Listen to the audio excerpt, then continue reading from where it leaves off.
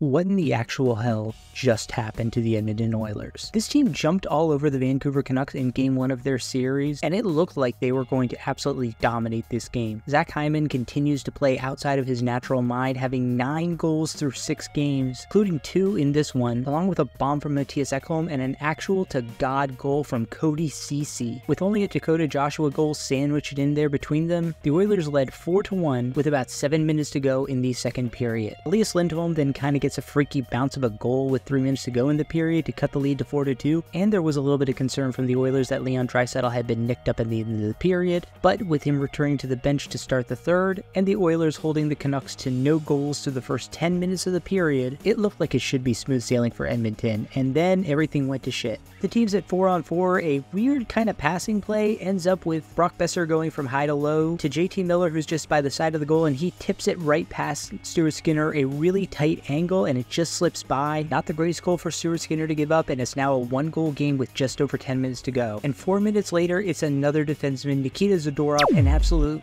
bomb from the point. Again, one that you would like Stuart Skinner to stop, but in his defense, he has 3 of his own players standing in front of him, providing a screen. Like, what the hell is going on here, guys? Make it easier for your goaltender, because the game is suddenly tied up. And then the piece de resistance, 39 seconds later, the speedy Connor Garland down the wing gets the puck in transition and just fires a shot that leaks through Stuart Skinner.